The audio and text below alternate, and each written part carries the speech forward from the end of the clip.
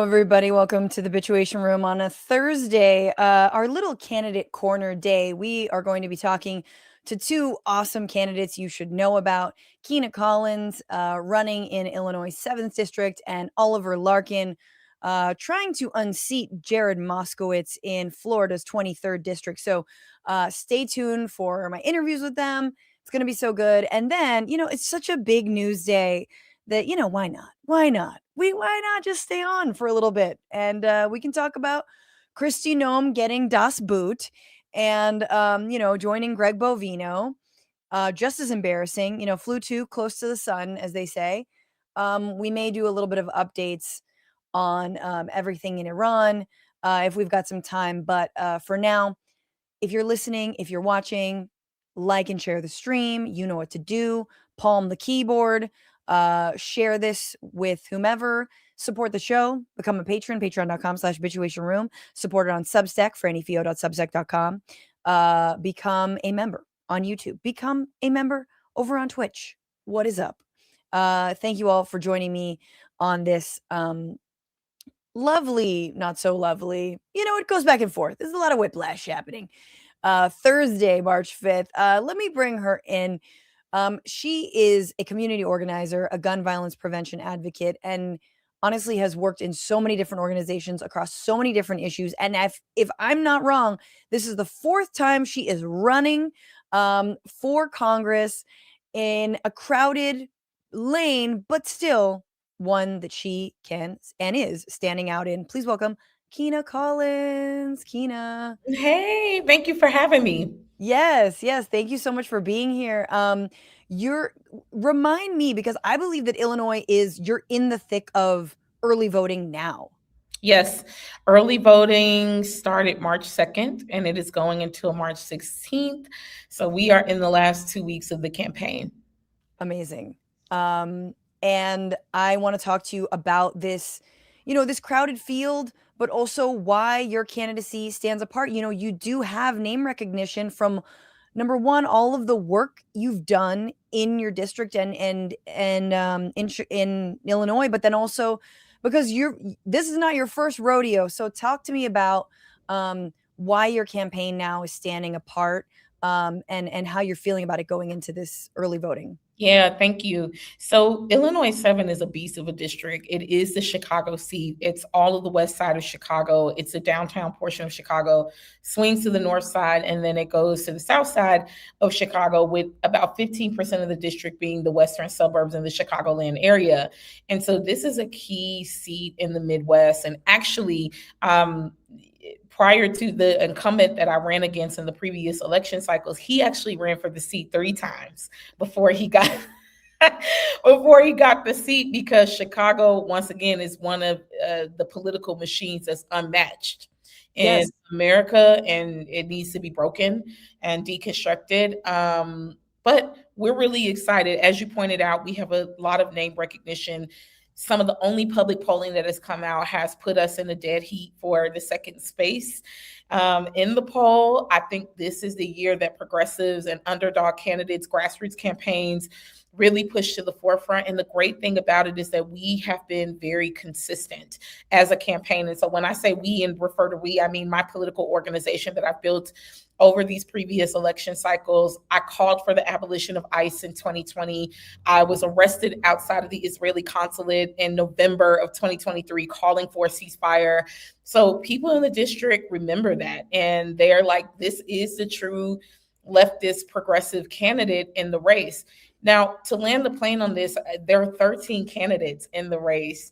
And if I could tell you what differentiates me from those other candidates, is there's an AIPAC supported candidate in this race, and there's a candidate that AIPAC has spent money to oppose. We are the campaign that AIPAC has spent money to oppose.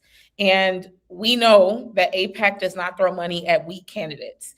They throw money at the people who they know are the movement builders in these districts. And we are the movement building campaign. I think that's really, you said a lot there. I mean, I think number one, I feel like some of Tuesday's results and the early primaries, we're also seeing, that AIPAC money doesn't also get you that far, right? Nita Alam coming within very, very, very close into winning her election. You have Justice Democrats back candidates, also winning their elections. Oh gosh, I'm blanking on his name, but the Reverend in Texas who's running on, who Reverend won Haynes, Jasmine. I think is his name. Reverend Yeah. Haynes, exactly. So who is very much all in on, ending Israeli occupation. I mean, you having been arrested. I mean, they are clearly investing, what is it, 2.8 million, I read, into your opponent, Melissa Irvin or Lurvin. Yep. And, they're notorious for picking awful candidates. I mean, she has made history. She's the only Chicago elected official in the history of the city to be penalized for violating ethics, both by the Inspector General's office and the Board of Ethics in Chicago. And so this is, they don't care who they give the endorsement to, as long as it is an assured vote to keep this war machine going here in the United States, and a genocide in the Middle East happening. And so I'm very proud, to have taken the political hits to stand up and say that we are the anti-war, pro-peace campaign. Tell me more about that. We're on the precipice. I mean, we're in just straight up another invasion of a country in the Middle East. This time, perhaps, if you can even imagine it, less planning, less foresight, less care or concern for civilian casualties in Iran here. You've got Democrats who, number one, you've got Republicans who have been lying through their teeth about being so-called against, more forever wars, as the Senate, resoundingly voted against, you exercising their own right. And then you've got also, I think, some Congress people who are sort of doing the same thing, and leading Democrats are sort of like, well, now we're in this war, so we might have to fund it more. Talk to me about building this anti-war, sentiment inside of Congress, because it's outside of Congress. Are you seeing that and hearing it in your district? Tell me about it. Yeah, our district is a plurality African American district. We are a super majority minority district. We are an immigrant heavy district. It is really hard, one, for me to make the case to families in Illinois 7 who don't even have proper grocery stores in their communities, don't have proper neighborhood schools, are struggling because their SNAP benefits have been cut or Medicaid has been cut, that our money should be going to these forever wars, a blank check for the next 10, 20 years, in the Middle East, killing innocent civilians.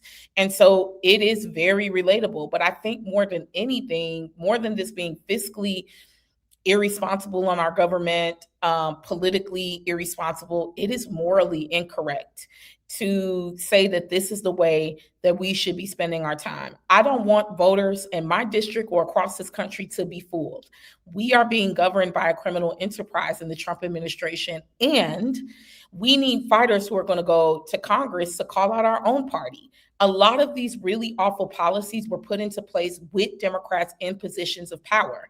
And the fighters that we need to send in there are people who have lived in the economic realities of people who are struggling in communities in districts like Illinois 7. But as I told you, my background is in gun violence prevention work.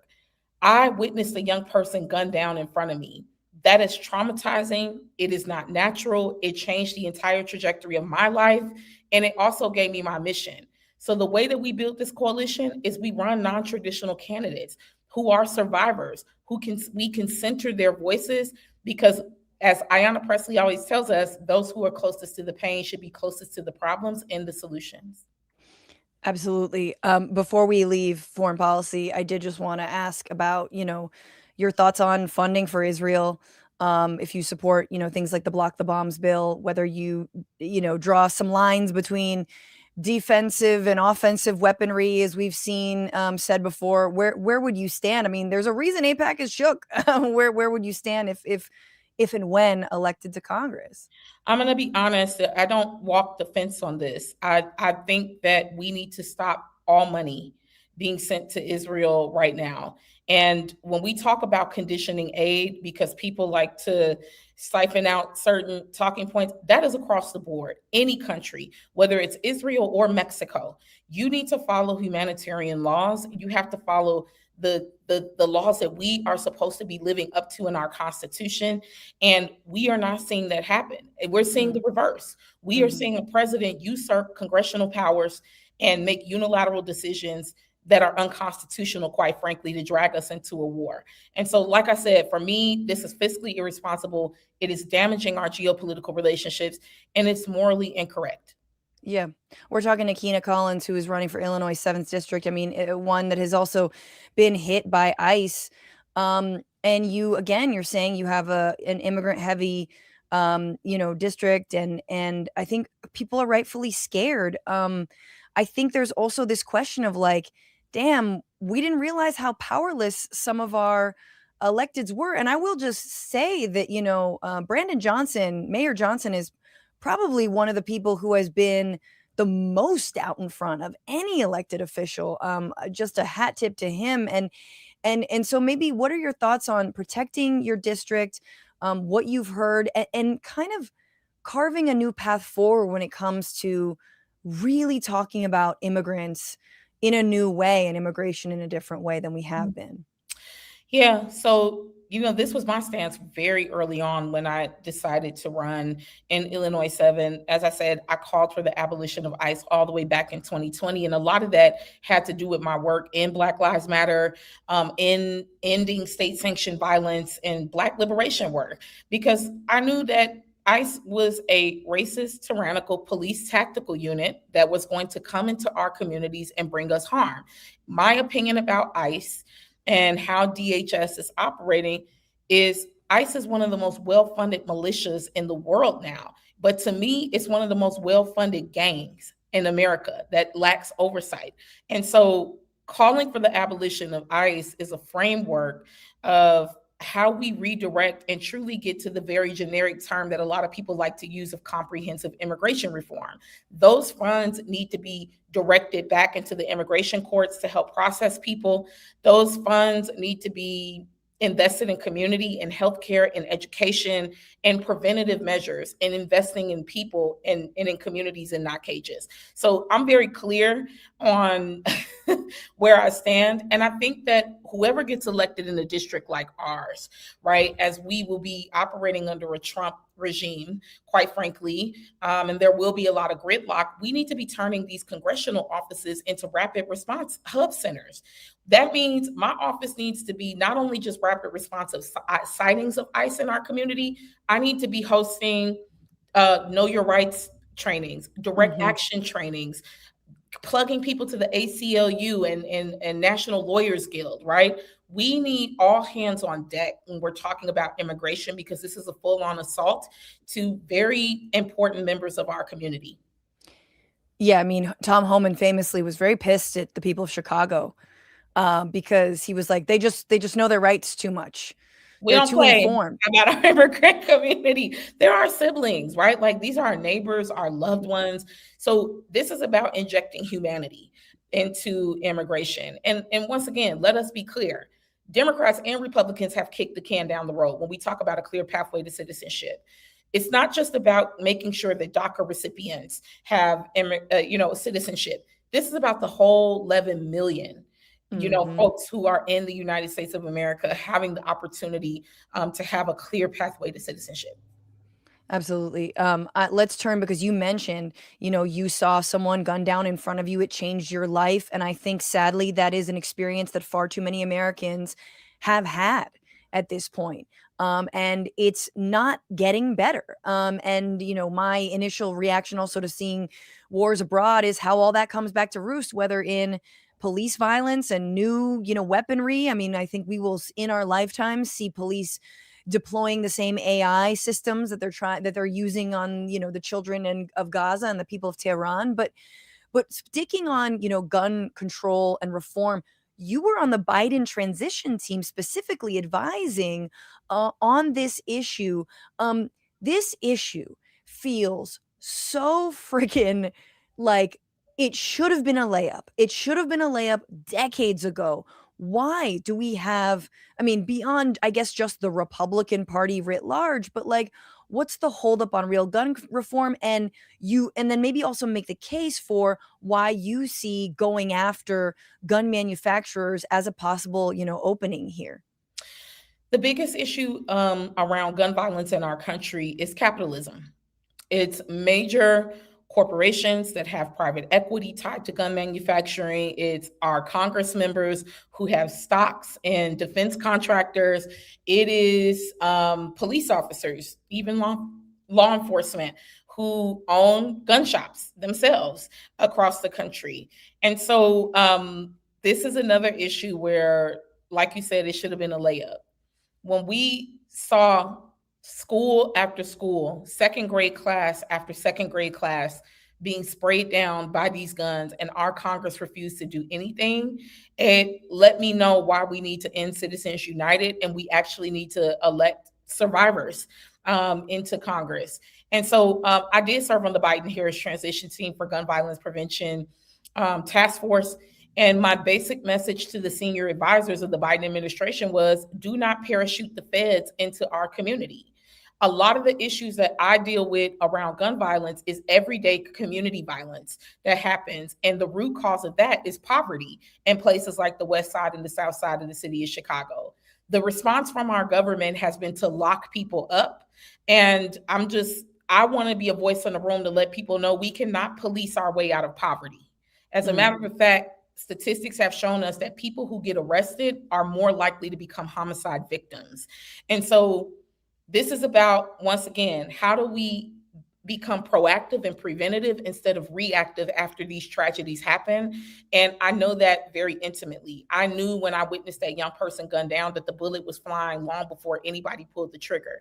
When we shut down public schools, when there's lead in the water, toxins in the air, when people are being evicted, that is the bullet flying. And so my paradigm for it is simple. It needs to be survivor-led, victim-centered, and offender-sensitive. And what that means is, in neighborhoods like the West Side of Chicago, sometimes we often live right next door to the perpetrator of these shootings. Right. And so the question is, how do we prevent that from happening? I'm curious as to your, it's been, it feels like a lifetime ago when there was a mass uprising against police violence. And you said, you were part of the Black Lives Matter movement. And, I would have loved for you to speak on the Laquan McDonald case, I know, which was very galvanizing for Chicagoans. And, where we are now, I feel like we have not seen Democrats move on this issue. It has only gotten worse. And it's just kind of seen as sort of politically not salient anymore. And now that the corporations have moved on from, and now that so-called DEI, as if that was ever a solution, is like, oh, well, nah, we're all done with that.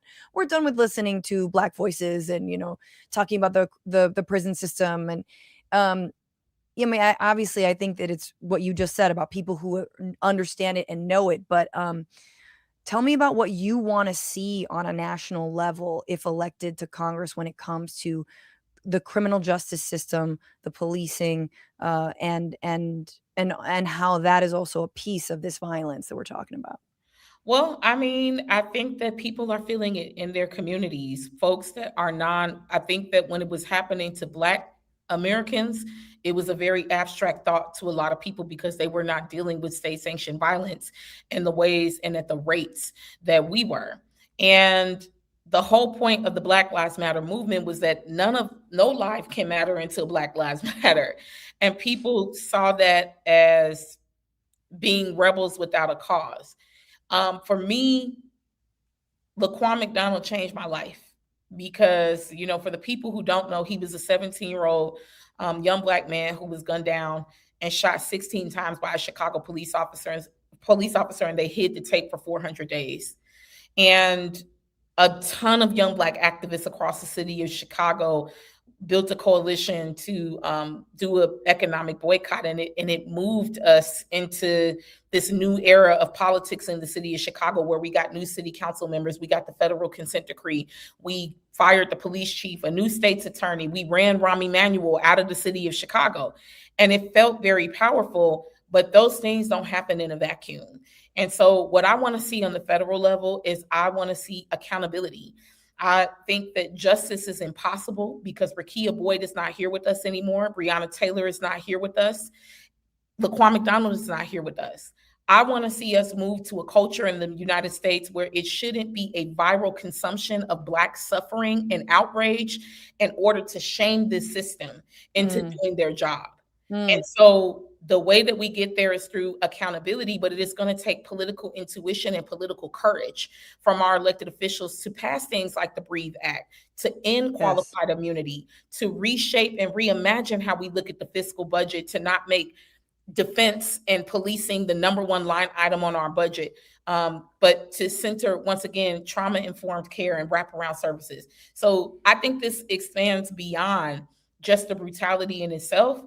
And I think it delves into other questions about equity in the United States, like reparations, and why people don't believe Black Americans deserve reparations. And so this has now branched out into ICE, feeling shielded by a system that has safeguarded police officers and rewarded them for bad behaviors.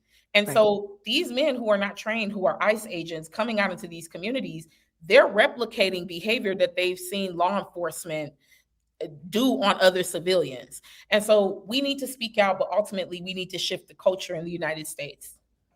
Agreed. There's so much to talk about. I have 3 more questions. We'll get them in. You also, I'm just going to run down. Do you take corporate PAC money, or you?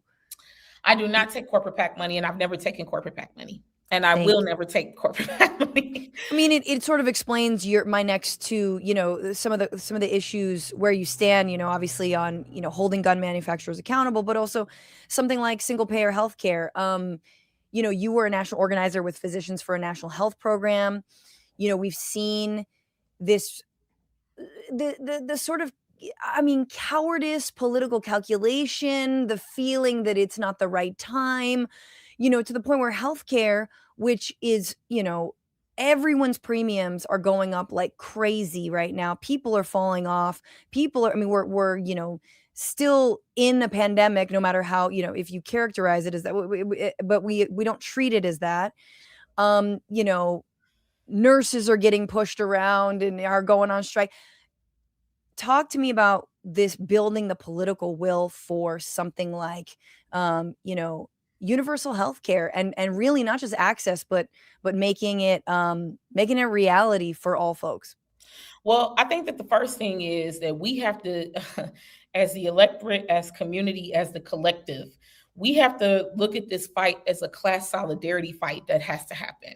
This fight that we're in is not a horizontal fight. It's not the people standing to the left and the right of you that's the enemy. It's a vertical fight. It's up and down. Everybody at the top, the 1/10 of the 1% who own 99% of the wealth in this country, and everybody else dividing and conquering everybody else for the crumbs. So really what I would like to see is for the collective to step outside of a scarcity mindset, that we can, we don't have to compromise on our values to get the basic necessities we need, like healthcare and housing is a human right. And that we say that loudly, but that we understand that there has to be class solidarity that happens in the process in order for us to get that. The way I imagine it for Illinois 7 is that we become an organizing hub of the Great Lakes. Chicago is going to elect a Democrat. It matters who that Democrat is. And then we need to train the electorate up in our district to go into battleground states like Wisconsin, Michigan, Ohio. And we need to run more non-traditional candidates, and we need to win. And so that is what I plan to do once I'm elected in Illinois 7. I love that. I love that. So, that feels like a Bernie thing, right? Going into other districts and sort of lobbying them on, and everyone's like, why are you here? And it's like, but these are the lines we have to cross. These are the sort of, the playing it safe, the pecking order, political pecking order, the Democratic Party is so used to. Well, let's when be you step clear. out, yeah. Also, let's be clear, though, when I get elected, my vote is going to impact all of America, because that vote is for comprehensive legislation that's being put forward. And so it is our business when New Orleans or Louisiana is underwater during a hurricane. It is our business when a mass shooting happens in Connecticut. It is our business that the water is still dirty in Flint, Michigan. That is our business. And if we are not moving with that collective framework, then we're losing. I know that actually climate change has impacted your district specifically, like massive floods in Austin, where you're from. Um, what are your thoughts on it? I mean, again, it really does count to come down to capitalism, and it's really refreshing to hear a candidate actually just say it. But what are your thoughts on, something like a Green New Deal, which again, Republicans are like, "Ooh, they did it already." Well, I mean, I think that it shows that once again, these issues are very much interconnected. And I think that the way that we could see a Green New Deal in a district like Illinois 7 is as an economic engine to build a strong local economy. We did deal with floods on the west sides and south sides of the city of Chicago. There are seniors in our community that are literally living with mold in their homes because FEMA never came to help replace and remodel these homes after these floods. What caused it? It's an environmental health crisis that's happening in our environment. It's environmental racism on how the sewage is built in our communities. And so I think that the way that we could look at a Green New Deal for Illinois 7 is that we create those trades and those jobs and vocations through things like carpentry. We have a high population of what I call reentry citizens, people who have been formerly incarcerated that come back in and they look for jobs. The way that we were able to shield our neighbors after these great floods that came in the summertime was that we had to put hazmat suits on and masks and gloves and go in there and scrape the mold off ourselves. Yeah. Those could be good union paying jobs that come into Illinois 7. And I think there's a myriad of ways that we could do that through HUD, through FEMA, through a number of, through the EPA, through a Yeah. number of Oh my departments. god. I mean, you're seeing the way that, like Zoran Mamdani is paying people $30 an hour to, shovel some snow. And everyone's like, "How dare he?" And it's like, "Okay, well, you also wanna complain about the snow. So, which Which one is is it?" it? Right? But Right. it just provides it's like, "All right, that's a good hourly wage. That is a tough job, and, there are people who will, we can all make this work for everybody," kinda thing. And they got it done quickly. And they got it Right. done quickly. So yeah, I definitely see that as an avenue. Kina Collins, running for Illinois 7th. What are you asking people to do right now? If you're in the district, if you're not in the district, what do you need in these final weeks? So I am not taking any corporate PAC money. So please donate to your There we girl go. because when you all, that's political power and our money is Mhm. political. And so the reason that I'm able to speak so boldly on a pro-Palestinian stance, on an anti-corporation, pro-people stance is because people in our district have funded us. And so if you live outside of the district and you can't do anything in the next 2 weeks, send a donation. If you live in the district, this is a relational organizing fight. There are 13 candidates in this race. We are in striking distance. We can do this, y'all. Like, we could definitely do it. The top two candidates, who are corporate Democrats, are going negative on each other on TV, which gives the progressives a lane. So we will have several opportunities if you sign up on our website to canvass, go door knocking. We're coming up with our election day plan so you can help on the actual election day, and you can phone bank and text bank. But spread the word, Yes. amplify as much as you possibly can. And all the folks outside, you can also phone bank, but send a donation, y'all. Thank you, Todd Roy, putting the link before I even got to it. Kina, what a pleasure to meet you, to know you, and also shout out to Nick and Nicole who suggested I get you on, who are patrons and friends of the show, and I'm just like in awe of you and everyone. Let's do this because and just as a reminder, this is there's no ranked choice, right? Chicago, no ranked choice, No ranked choice, and that's so good that you brought that up. This is an open seat, y'all. The 30-year incumbent that I previously ran against, he is retiring. right? So we are getting a new congressperson, and what we do in these next 13, 12 days will determine what happens for the next 12 and 13 years in our district. So please jump in and help if you can. You've given us a lot of reason to. Thank you so much, Kina. Best of luck and take care in these final days. Appreciate you. And yes, also endorsed by Citizens Against APAC. That's not an easy endorsement to get. But I think being arrested outside the Israeli embassy, that probably qualifies you. Thank you guys so much. Let me bring in my next guest. Wait, first let me get Yes. He is an activist, a union organizer, a proud Democratic socialist running for Congress to fight for South Florida. He's a former Bernie Sanders campaign staffer and first-time candidate. He's running to win Medicare for all, abolishing ICE, and ending U.S. support for genocide and forever wars. Please welcome Oliver Larkin. Oliver, welcome. Thank you so much for having me, Francesca. Looking forward to the conversation. Yes, and you have a little bit more runway here. Your primary is not until August, but still, this is really important as your opponent, as the incumbent, Jared Moskowitz, sort of makes the rounds on television right now, saying that he is to the right of people like I forgot who he's to the right of. He's to the right of literal Republicans when it comes to Iran and the fact that we are currently bombing them. I don't want to make this only about Jared Moskowitz, but I did want to ask you about Jared Moskowitz and the kind of, I would say, damage that he's been doing to the Democratic Party and to the country at large because of his incredible pro-war and pro-genocide stances. Yeah, I think that's an apt way to put it. And Congressman Moskowitz has, even since the Biden administration, called for more weapons tests, called for showing the Iranian regime to quote unquote make them understand what the United States is capable of with joint military exercises and weapons testing in the Middle East. When the United States and Israel bombed Iran last year, Jared Moskowitz was going on Fox News and saying that he is to the right of J.D. Vance and Steve Witkoff, and more in alignment with Tom Cotton and Lindsey Graham, the most neoconservative warmongering members of the Republican Party. And more recently, in the last few weeks, he's gone on right-wing podcasts like the Patrick Bet-David podcast and said that Marco, he's on a first-name basis, I suppose, Marco is leading Trump in the right direction, but he's a little bit concerned that J.D. Vance is too much of an isolationist. So this is our Democratic member of Congress who is agreeing openly with the Netanyahu, Trump, AIPAC, neoconservative consensus in the Republican foreign policy establishment.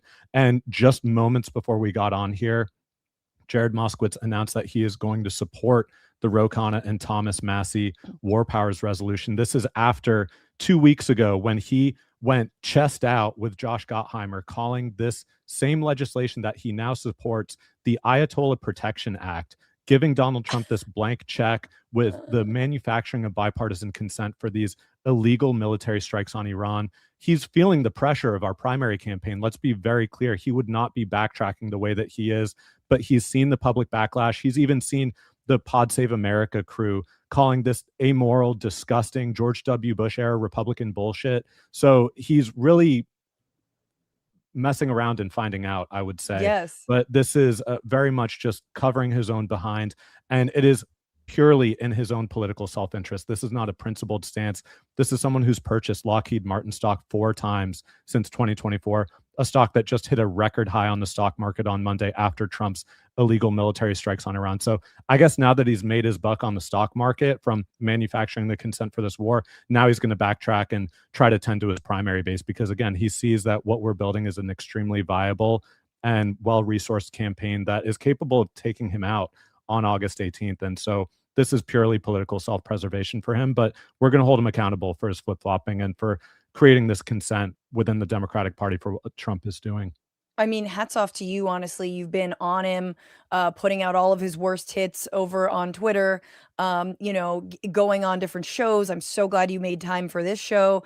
I think this is really, really important. And again, I think like Gavin Newsom, even though I have a little bit less disdain for Newsom than I think Moskowitz, this is their political opportunism coming into play. They should not be, rewarded with anything more than a tough primary in exchange for this. This shows that our movements, I think, are working.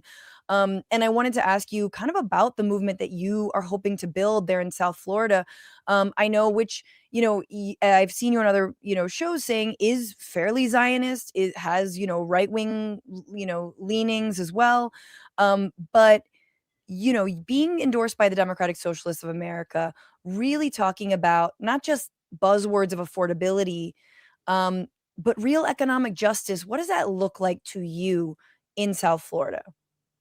When we talk about these democratic socialist priorities, and our campaign is proudly a joint venture of our DSA chapter. This is not just Oliver for Congress. My campaign manager is co-chair of our Broward DSA chapter, formerly our labor working group chair. I have a union organizing background myself. We have our canvassing team, our video team, our social media.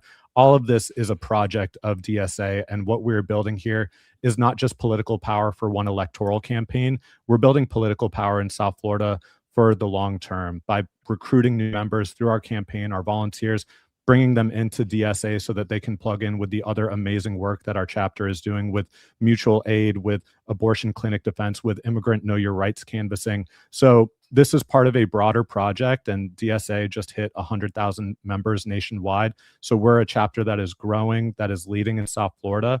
And increasingly, what we're experiencing and the conversations that we're having on the doors is finding that ordinary working class people, Democratic primary voters, they feel the same things that our members feel. And I think that's been one of the most affirming things for our volunteers who are showing up to our canvases, because I'm taking a strong stand against AIPAC and for Palestinian human rights and self-determination, because I'm running on this platform of abolishing ICE and prosecuting the members of this administration who are responsible for violating our constitutional and civil rights. When they're talking to the 60, 70-year-old Democratic primary voters who vote in every single election, and they're hearing at the doors voters volunteering terms like authoritarianism, fascism, dictatorship, Gestapo, when it relates to the Trump administration and ICE, it's very affirming for our chapter members and our volunteers to see that this is not a fringe belief of democratic socialists. This is increasingly belief of all working class people in South Florida. And I'm glad you mentioned the traditional AIPAC support and stronghold that South Florida has been viewed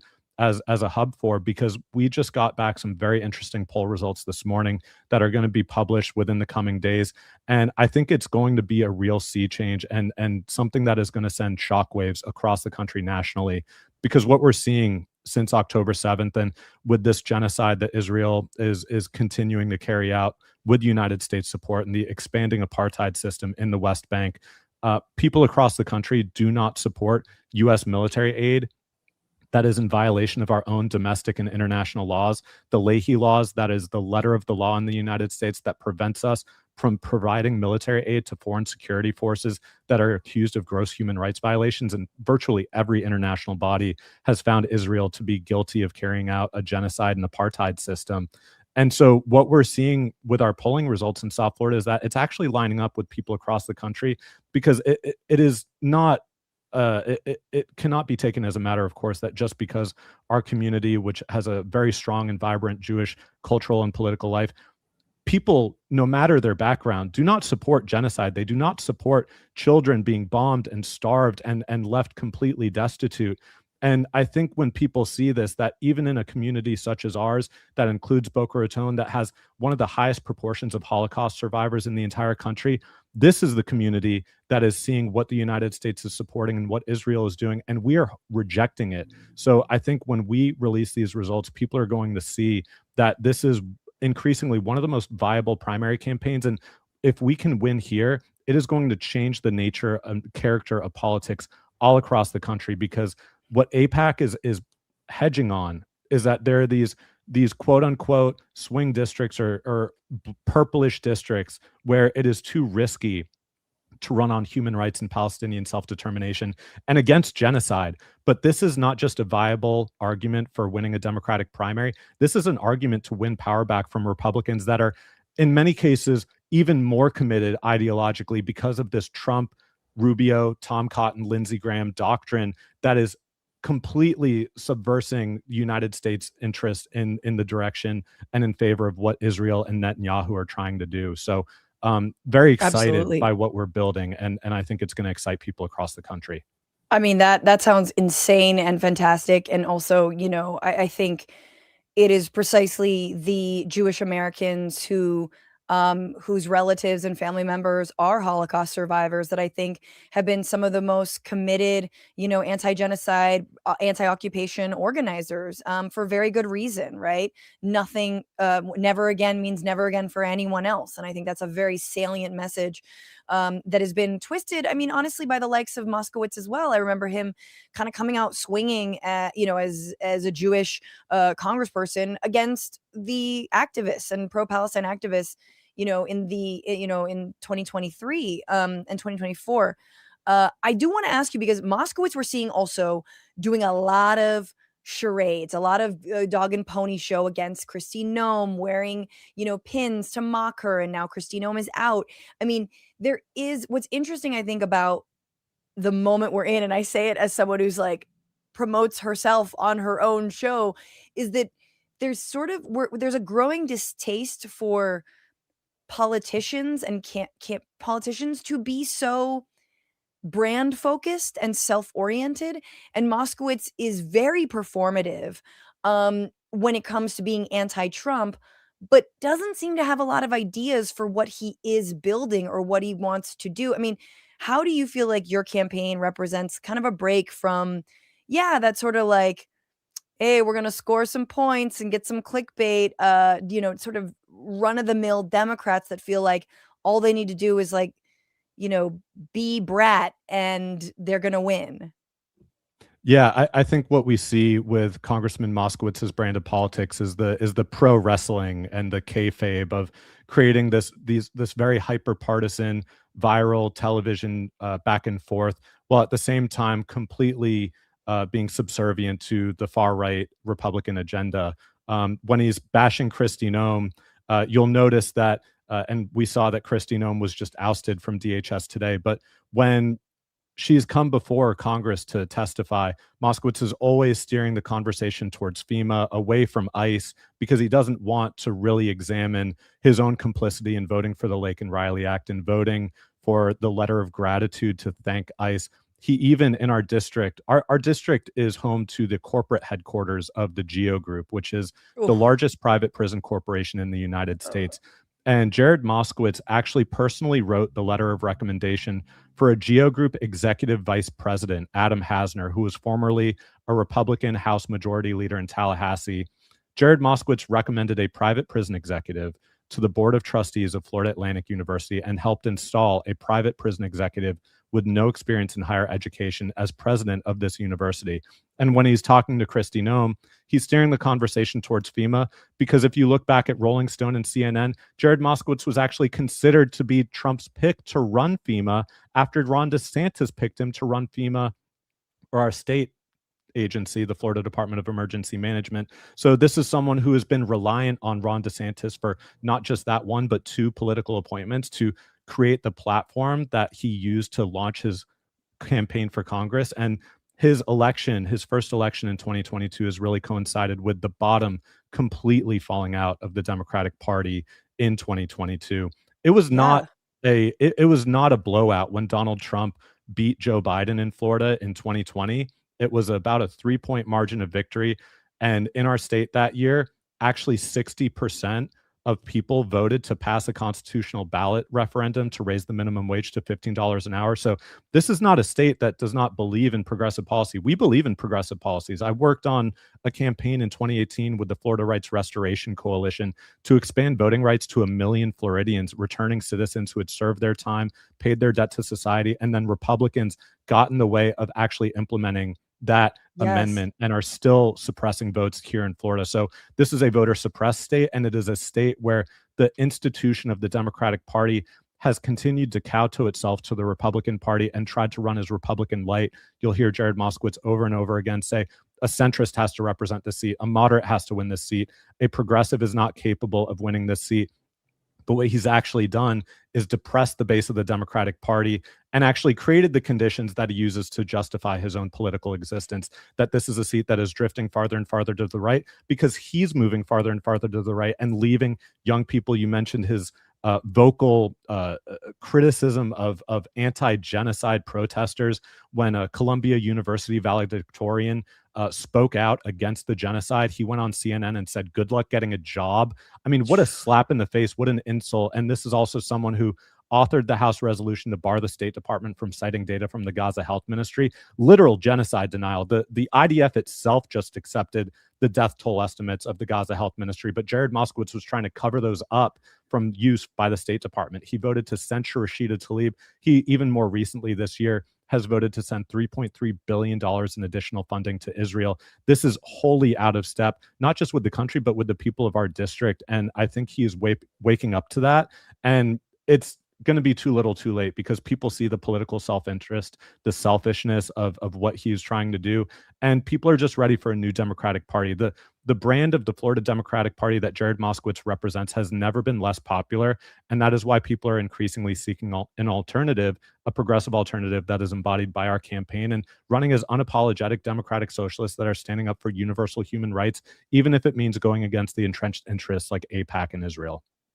Oliver Larkin, I'm a big fan. I just have to say, and just from hearing you speak, I think you speak with an incredible amount of moral clarity, and also, as Kina Collins was saying, it's time to run these non-traditional outsider candidacies in places that are, seen by party leadership as, oh no, those have to be centrist positions. And I think you made a really, really compelling case why they're totally self-reinforcing. You depress Democratic voters, would-be voters, people of color, immigrants, young people, women, and then you just naturally are catering to older, more conservative voters, whiter voters, and then you just get reelected. And obviously, if you're taking, hand over fist corporate cash, that's pretty friggin' easy. So I think that, you are also speaking about, you're naming all these ways that Florida ballot measures have moved to the left, ostensibly, moved more toward freedom and human rights. And the legislature keeps getting in the way. Florida is poorly represented, and Democrats seem, I think, we've talked about like how bad, I think it's a real contest between who's worse, Florida Democrats, California Democrats, or New York Democrats. It's like neck and neck. The conditions are very different, but Florida Democrats have a lot of egg on their face as well for letting a lot of it go. And you're presenting an alternative. Please give me more like your vision. You're in Congress. What are the issues that you're pushing forward first? Not only when it comes to, foreign policy, but when it comes to, domestic as well. Yeah, and we mentioned that Congressman Moskowitz is now supporting the Kina Massey War Powers resolution because he sees the writing on the wall. And this is a continuation. He just signed on recently to Medicare for All only after our entry into the race. He was promising Democratic groups and voters in 2022 that he would support Medicare for All when he made it to Congress, but he's heavily supported by the private health insurance industry, by big pharma, by private for-profit hospital corporations, and medical technology. And those are the very same corporate interests in which he's heavily invested his stock portfolio. This is one of the most prolific stock traders in all of Congress, someone who has invested somewhere in the realm of $4 million in the stock market. And I mentioned Lockheed Martin a few moments ago, but it's private health insurance and big pharma. It's so many of these corporate interests, the private utilities and fossil fuel interests. So our support for Medicare for All, and this is something that I've long supported as a former organizer for Bernie Sanders in 2016. We will push the Democratic Party to support this position in the current moment of healthcare crisis. Florida is one of 10 states that never expanded Medicaid under the Affordable Care Act, and we're one of still never expanded it. Never expanded it. We have Republican supermajorities in the House and Senate. We never even got the full promise of the Affordable Care Act. And so when Democrats talk about we need to fix or tinker around the edges with the ACA, this has never served Floridians to the degree that we were promised when Barack Obama ran on the promise of universal health care. We need Medicare for all, not Medicare for y'all, not a watered down public option. There is specific legislation that will abolish the private health insurance industry and bring everyone under an expanded and improved Medicare for all system that includes mental health care, reproductive health care, abortion access, vision, hearing, dental. On the subject of abortion access, that's another measure that was strongly supported in Florida in 2024. Amendment 4 got 57 or 58% of the vote. 1.5 million more Floridians voted for abortion rights than against. But because of the undemocratic nature of our state and the 60% ballot threshold to pass ballot referendums, the highest in the entire country, we were not able to actually get that enacted into law, even though it was overwhelmingly supported by Floridians. So I'm going to fight for Medicare for all when I get to Congress. When we take back the House majority, we will use subpoena power and the oversight authority of Congress to subpoena members of the Department of Homeland Security and of ICE and issue criminal referrals to the Department of Justice to hold these people accountable for what they have done to unmask these ICE agents, to hold these murderers and woman abusers accountable. Because the killing of Renee Good was preceded by Kat Abu Ghazaleh getting body slammed outside of the Broadview Detention Center in Chicago, of that woman whose husband was being interviewed at 26 Federal Plaza in New York. This is a movement where the Oath Keepers, the 3%ers, the people who stormed the Capitol, they don't need to march in these paramilitaries anymore. ICE is offering them bonuses and a good living and complete impunity to do whatever they want. And so we need a member of Congress who is not, as Jared Moskowitz has, simply going to say we need body cameras and more funding. I suppose sending them back over to Israel to train with the IDF again. That is not what we need. This is an agency that is younger than I am, and I'm not that old. And we have existed in this country for well over 200 years without the Department of Homeland Security, without ICE. This is an institution that needs to be abolished. We need to reabsorb the DHS agencies into the pre-existing nature that they had before, where immigration is handled as a civil, not a criminal matter. It is no different than a parking ticket if you overstay your visa. It is a paperwork issue, and we should not have masked, armed agents of the state going and violently assaulting people to terrorize our communities simply over what is a civil matter. So I'll fight for Medicare for all. I'll fight to abolish ICE.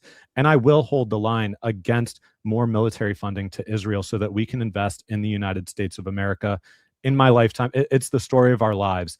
$8 trillion spent on interventionist foreign wars of choice at the expense of Medicare for all, at the expense of affordable housing, at the expense of raising the minimum wage. We've gone the longest period in U.S. history since the minimum wage was established that we've gone without raising it. So I'm fighting for $25 an hour. And I believe we need to pull this money back from these foreign interventionist wars of choice so that we can invest in the United States. We need to, as a democratic socialist, I believe that we need democratic control over key sectors of the economy: healthcare, energy, public transportation.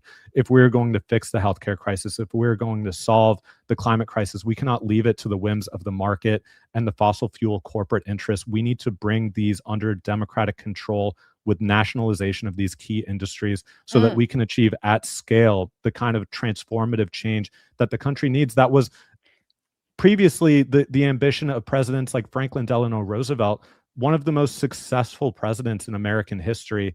And we need to understand that having government that is responsive and capable of responding to the needs of the American people is not a dirty word. That is increasingly what the American people are demanding, rather than more corporatist and billionaire controlled rule of our government and of our economy. I mean, we are in a supermarket sweepstakes of billionaires right now. We're just like, we're the the collateral damage on the floor. We're the extra cereal boxes they couldn't grab. I mean, truly, what you're campaigning on, what so many are campaigning on, is the beginning. I mean, it's the floor. It's where we need to be starting from. And we need this kind of vision. I want to just say, you're here smiling on the beach, Oliver. So I know I know you seem, I know you're very serious, and I appreciate it. But I'm like, oh, there he is. This is just me being like, there he's smiling. That's so nice. This campaign needs you. How can people get involved? And by you, I mean people listening. Yeah, you can absolutely get involved by contributing. We're not taking any corporate PAC money or money from special interest. I've signed the National Nurses United Patients Over Profits Pledge, the Green New Deal Pledge, the No Fossil Fuel Money Pledge.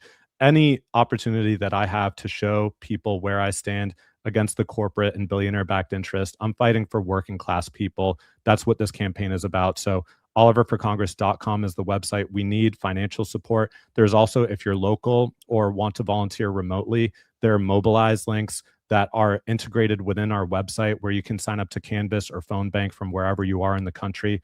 We're talking to voters every single day, every single weekend. I'm joining our volunteers myself. I come from an organizing background. So I'm knocking on these doors and I'm having these face-to-face conversations myself. And it's incredibly informative. I mentioned a moment ago that it is also incredibly encouraging for our volunteers to be a part of it. But this takes resources. It takes money to print the campaign literature, to purchase the yard signs. And really what we saw on Tuesday is how close a candidate like Nida Alam can come to Yes. winning, but it takes resources. We cannot have another situation where we're coming within a percentage point of unseating an AIPAC-backed incumbent member of Congress. So we need to invest now. We need to invest early. I want to open a field office. I want to hire a full-time field director. I need to advertise and get the word out about our campaign. It sucks. We need public financing of elections. We need to overturn Citizens Yes, we United. do. But for the time being, we need support from all across the country, whatever it is that people can contribute, and also spreading the word online. You talked about how Jared Moskowitz has the kind of liberal media establishment in his corner that will share the quippy viral clips, the justice for cricket. He's not saying justice for Renee Good or Alex Preddy, by the way. But it's all just a big joke to him, I suppose. So we need people to amplify our message on social media, to volunteer, to spread the word within your own communities, and to show people that there's a real alternative. Florida has been memed to hell for so many years. People are so Yes. depressed and disengaged and think that Florida is just a cesspool of MAGA, far-right fascist Republicans. But this is a working class state. This is a state where, if you want to talk about electoral majorities, more than half of Floridians, according to a Florida Atlantic University poll last fall, are considering leaving the state because of the affordability and cost of living crisis. I was going to And when ask we you have, about this. yeah. And when we have a congressman who is taking money from the same corporate interests, when he's taking tens of thousands of dollars from Florida Power and Light, he's not going to say anything when Florida Power and Light raises our utility rates by $7 billion. This is just the conflict of interest that comes from having a corporate-backed incumbent, and we need a progressive alternative that is truly funded by the grassroots, by the rank and file, by working class people. And so that's why your support is so important. Yes, and also I'm really like, when you being from South Florida running, I mean, actually, I know you're born in Monterey, so you are always going to be by some beach, some beautiful little some tide pools there, but I'm just going to say you talking about seizing this moment to put forward bold agendas like nationalizing, power and electric, or, gas companies. Like, I mean, I know you're not necessarily calling for that, but maybe you are, because this is the only thing that's going to stop states like Florida from going underwater, from, young people having a future, from not being left high and dry or like wet and soggy. Like, I mean, it is, Florida obviously being on the front lines of the climate crisis and being led by these not just bad Republicans, of course, but someone like Moskowitz, who's like buddy buddy with DeSantis, buddy buddy with Marco Rubio, buddy obviously takes oil and gas money. Someone like yourself being in Congress, leading the charge around climate change and ending climate change, reining in climate chaos, I feel like is incredibly powerful. Yeah, and this is an economic message in our district. In Florida's 23rd district, our environment is our economy. As many know, Florida is a state that is fortunate to have a beautiful natural environment, and we draw tourism from not just across the entire country, but across the entire world. I'm a PADI certified open water scuba diver.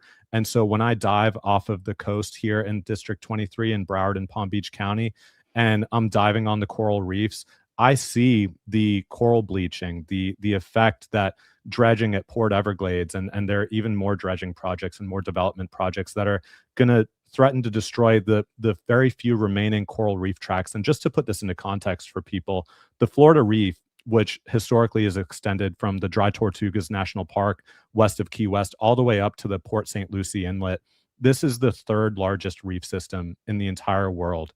This is an incredibly important, not just an economic engine, but an environmental buffer from hurricanes and worsening Yes. extreme weather events. So when we talk about protecting our coral reefs, protecting our mangrove forests, protecting our sea dunes, this is what is going to keep Fort Lauderdale and Boca Raton and Pompano and Deerfield Beach and communities in South Florida protected from these incredibly destructive storm surges. We have more miles of navigable waterways in the 23rd District in the entire country. The Intracoastal Water System, which is home to manatees and countless threatened species that we're seeing, again, with this development, with these MAGA voters for Trump that are kicking up so much mud and muck that it's actually blocking the sunlight that creates the photosynthesis for seagrass to grow, which is the food source for manatees. And these are our keystone species. And this is also why people come to South Florida. They come to dive on our reefs. They come to see the Everglades. And when our economy is controlled by billionaire and corporate interests, and when our congressman is funded by Chevron and Florida Power and Light and Big Sugar, they're not going to stand up to these interests that are threatening the Everglades, that are threatening our coral reefs and our estuaries. And this is the marine industry is hundreds of thousands of jobs. I grew up in the summers working full time in the garages of different marinas here. This is a huge economic driver for our economy, and we're not going to have the same level of tourism if everything is being destroyed. And Yes. so you mentioned maybe I'm not running on nationalizing energy. I think we do need to nationalize the energy system. We need to claw back these fossil fuel subsidies that go towards Chevron and BP. And even we see with regime change efforts in Venezuela, it is to the ultimate end of handing over another sovereign nation's natural resources to be pillaged by the corporate industrial fossil fuel industry. And so we need, if we're truly going to meet the moment, and climate organizing is the thing that actually got me involved in political organizing back when I was a teenager, because you cannot grow up in South Florida and not be cognizant of the very fragile nature of our natural environment, where it floods on sunny days, where in the city of Fort Lauderdale, where I grew up, there are sewer and wastewater system breaks because our infrastructure has not been invested in 50 or 60 years. And so we have hundreds of millions of gallons of raw sewage flowing out into the intercoastal.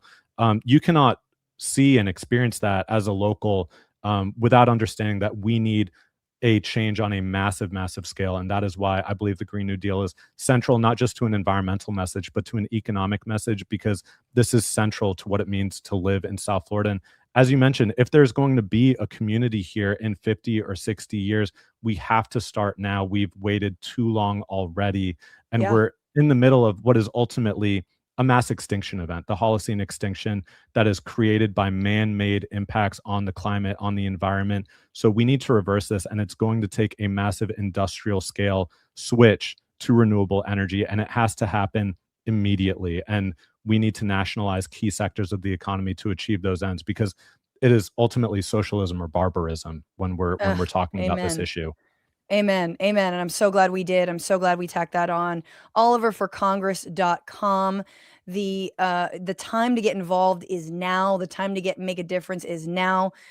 If you've got local reasons, if you're there, you've got national reasons, if you want to donate or phone bank, because Moskowitz is a threat to all of us. He's a disgrace to a Democratic Party that should be against not just war, but the most barbaric, insane version of war, which is we're seeing play out.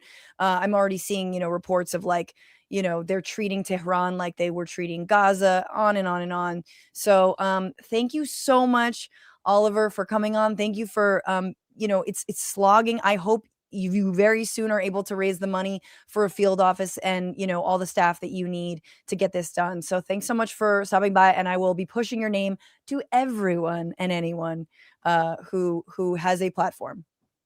It's been a great pleasure speaking with you, Francesca. Thank you so much for having me on.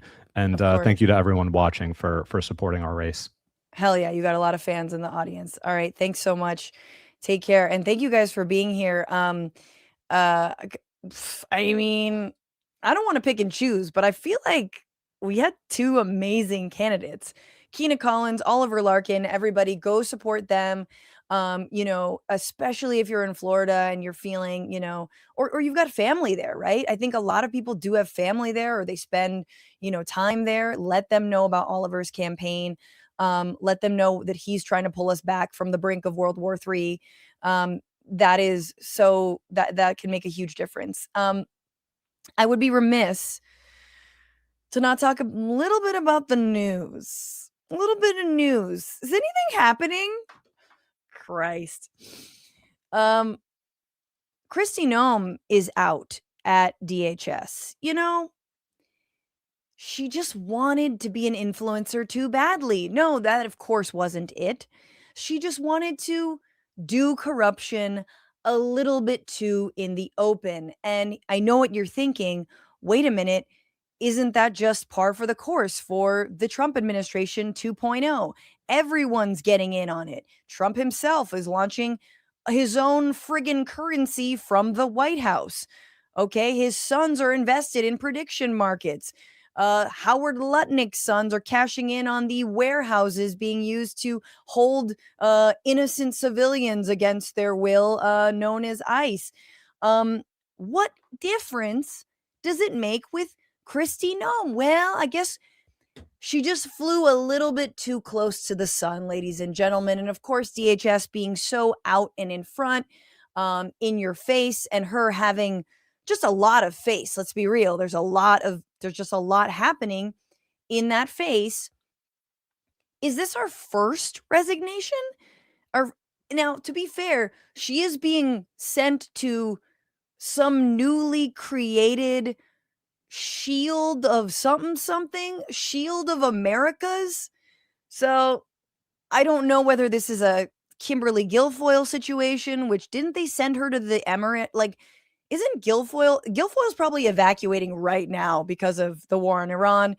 But, you know, again, I guess, you know, too much filler, too close to the sun, you get sent out to pasture.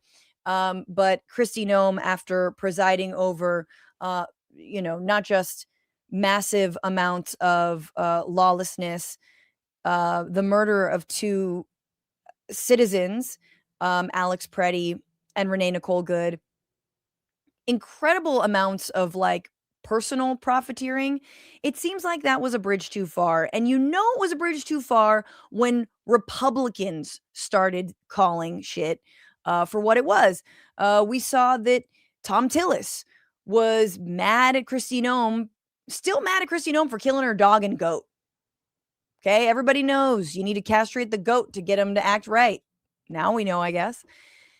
But he was basically, which was really interesting. It's like, okay, so wow, you're bringing this up. You're a Republican. And here was Senator Kennedy yesterday talking to Kristi Noem about specifically what ultimately caused her to be let go, which was this ad campaign that she funneled to a shell company that seems to be her company.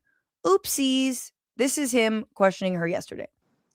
How do you square that concern for waste, which I share, with the fact that you have spent $220 million running television advertisements that feature you prominently? Sir, the president tasked me with getting the message out to the country and to other countries where we were seeing the invasion come from, with putting commercials out that told them that if they... Wait, hang on. Number one, it's not just a problem that she was in the commercials, which is very funny. She is literally at every port of entry to the United States of America, people. If you travel, you know you get greeted by the head of DHS. It's Kristi Noem telling you this is why you must travel with 17,000 pieces of ID, okay? That's who greets you. But that's not this. The idea, not only that she cashed in on this ad campaign from the very agency that she's running, but also that these are being run abroad. They're being run in different languages. That's terrifying. But let's keep watching. Were in this country illegally, that they needed to leave, or we would detain them and remove them, and they'd not get the chance to come back to America the right way. That has been extremely effective. Ask you to run these advertisements, is that right? We had that conversation, yes, before I was put in this position and sworn in and confirmed, and since then as well. Okay. Did you bid out those service contracts? Oh, Yes, man. they did. They went out to a competitive bid, and career officials at the department chose who would do those advertising commercials. And the people that you ended up picking were people who had formerly done your political work back in South Dakota. Is that right? No, that's not correct, sir. I think it is. No, it's not, sir. The individuals who, I believe the careers who they chose were two different media firms. The careers who they chose? What are you speak English? You're trying to defend the homeland, bitch. You better defend your own language, your use of it. Okay, so there is actually like real substance to what Kennedy's saying. He might be off by a little bit, but it doesn't get much better. And ProPublica has a new piece out that basically explains that there was a firm that was tied to her and it got $220 million in DHS ad contracts. So yes, we talked about it and we said I would definitely be the person who would be the, the most camera friendly for obvious reasons because I've invested most of that money into my face. On October 2nd, the second day of government shutdown, Homeland Security Secretary Kristi Noem arrived at Mount Rushmore to shoot a television ad. Sitting on horseback in chaps and a cowboy hat, Noem addressed the camera with a stern message, break our laws and we'll punish you. Noem has hailed more than $200 million taxpayer-funded ad campaigns as a crucial tool to stem illegal immigration. Her agency invoked the national emergency at the border as it awarded contracts for the campaign by bypassing normal competitive bidding process designed to prevent waste and corruption. Yes, there's such an invasion. We can't have a bidding process. We must just go with a certain company that turns out I set up just before. DHS has kept at least one beneficiary of the 9-figure ad deal a secret, records and interviews show. Corey Lewandowski, a Republican consulting firm with longstanding personal and business ties to Noem and her senior aides at DHS. The company running the Mount Rushmore shoot, called the Strategy Group, does not appear on public documents about the contract. The main recipient listed on the contracts is a mysterious Delaware company which was created days before the deal was finalized. No firm has closer ties to Noem's political operation than Strategy Group. It played a central role in her 2022 South Dakota gubernatorial campaign.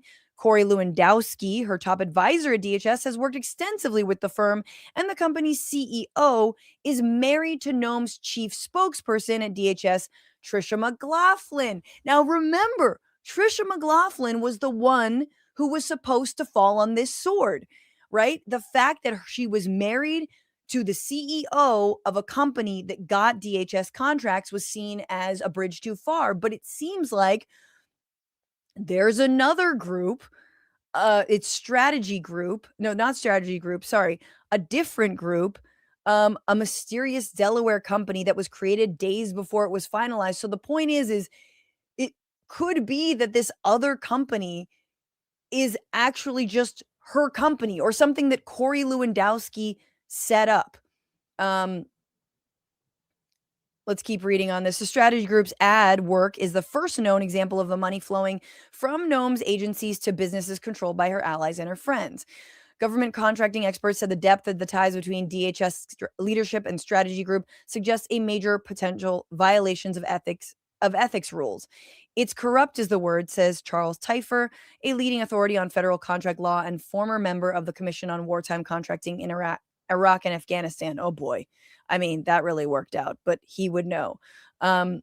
Again, the big beautiful bill gave DHS more than $150 billion. Noem has given herself an unusual degree of control of how that money is spent. This summer, she began requiring that she personally approve any payment, get this, over $100,000.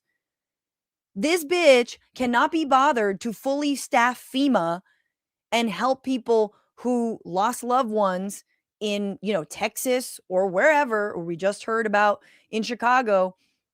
She's got to approve anything over $100K.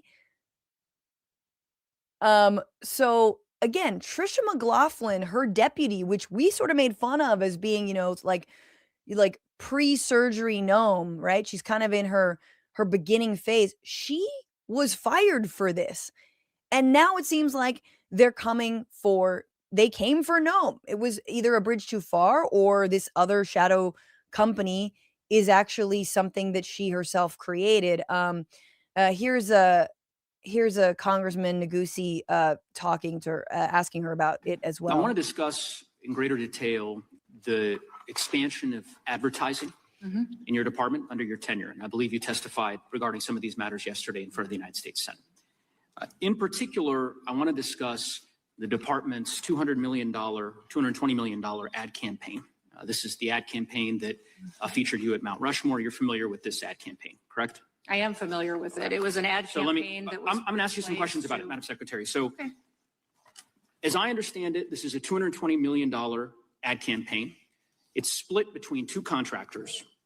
One of those contractors got $143 million. That contractor is called Safe America Media, correct? Correct. Okay. That company is affiliated with a former political director of the National Republican Congressional Committee. Now, yesterday you testified, I think I'm quoting you right, you said, quote, or in reference to this contract, that, quote, it went out to a competitive bid. Do you stand by that statement? It was a no bid contract where two vendors were. It was a no bid chosen. contract. If it would have been a no bid contract, if I'm using that correctly, it goes out to two different vendors. Correct. So, oh God, she's so dumb. Oh my God, you guys. She's so if I'm using that term correctly. What was the other thing that she didn't know? She didn't understand what it was like not qualified immunity, but she didn't understand habeas corpus. It's like she has no understanding of the laws, people. She's running an agency that has murdered people in the streets, where folks are dying and sick every single day. This fucking is presiding over children being starved and neglected in detention centers across this country. This bitch doesn't know what a no bid contract is. I mean, we're gonna get to her replacement. It's not good, but holy shit. it's not a competitive. Let me try to explain what the discrepancy, because no bid contract does not mean you can. I had two contractors, and therefore, there wasn't a monopoly. So they disagreed among themselves to share it. No, that's not what it means. This is a no bid contract. You picked and chose, and based on the reporting for ProPublica, because you said it's an emergency, that you yourself get to sign off on whomever you want, i.e. your fucking boyfriend and your friend and her husband and people who work in the administration, the very entity that is doling out these contracts, right? And not only that, now you need, we could talk about the luxury jet that's being outfitted for her and Corey Lewandowski to fuck in. I mean, sorry, but the $100,000 that she needs oversight over, because somehow that's an emergency, which is bullshit. Because if you were overseeing an agency that was in an emergency, why would you have everything run through one person? As little as $100,000 going through you, it's not an emergency. That's you wanting to make sure that your people get a first bite at the apple. And that $100,000 stay, that sort of hold on $100,000 was the reason why the children, in Camp Mystic in Texas were not attended to, that people in the flood zone were not rescued more quickly, was precisely because of the hold on that money. FEMA couldn't do shit. Competitive bid is very different than a no competitive bid. And I'll just explain why. We know that your testimony yesterday, when you said, again, I'll quote, it went out to a competitive bid, is untrue. The reason we know it's untrue is because under federal law, your agency is required, whenever the agency decides to skip competitive bidding, to file a notice with the public explaining why. And in this case, Right. your agency filed a notice. Right. You're aware of that, right? Justification and approval for other than full and open competition. Your agency made a decision not to proceed with competitive bidding, and one of the contractors that got the award was this Safe America Media Company that received $143 million. Many Right. vendors got the chance to look at that contract and to participate in it. Well, So that is why the two He's literally telling you your own paperwork says you didn't allow for bidding. He has the fucking paperwork. You didn't allow for bidding. Just admit that. What is wrong with you? That's inaccurate, Madam Secretary. I'll read from the notice from your agency. Given the immediate action to significantly reduce illegal immigration and border crossings, DHS identified 4 companies. 4 of the hundreds of thousands of companies in the United States, you identified 4. One of those is this Safe America Media Company. Where is Safe America Media headquartered? I don't know. I don't know either, Madam Secretary. We can't find it. We can't find a website. We did find an address that's registered for this company. Do you know where that address is? Uh-oh. Is there a problem with this contract? I'll Because tell you was about done it. According to Madam law, Secretary, it the was done by career address is officials. registered to a political was operative. dollars that were spent Madam Secretary, the to company, inform and then I'll people give you an that the opportunity to laws- respond. Oh. The company is registered to a political operative in Virginia. Do you know, just by way of example, whether this company that received $143 million in taxpayer dollars, has it ever done work for the government before? I don't know. I can't. The answer is it has not. And do you know why we know that? Because it was incorporated 8 days. Woo. 8 days before this contract went out. You want the American people to believe that this is all above board? Yes, that $143 million of taxpayer money just happened to go to this one company that doesn't have a headquarters, doesn't have a website, has never done work for the federal government before, and is registered apparently or attached to a residence from a political operative. And of course, one of the subcontractors of that contract, as you know, is a political firm that's tied to you back when you were governor of South Dakota. The reason why I ask these questions is that this is taxpayer money. And I presume, I don't know this for a fact, but Senator Tillis noted yesterday the way in which your agency is blocking the Inspector General from 11 different investigations that it is trying to conduct. I don't know if this happens to be one of them. I certainly hope it is, because eventually the facts will become public in this regard. And I'm sorry. I'm sorry. I just have to break in because the face that she's giving, which she's always giving face because, she's got, she invested a lot in it, but it's like, yeah, I didn't quite think about that because, well, I'm attractive and MAGA. So, and the face that she's giving is this is dawning on her that absolutely that we will find out what this shady company, the other company that wasn't the strategy group, by the way, the other company that got this taxpayer funded no bid contract was, and it's dawning on her that she's going to need to make a plan to go, I don't know, I hope the Shield of the Americas has set up some sort of compound in Belize or wherever you escape your financial crimes. Because that's really what she's realizing. It's like, oh no, this might be forever.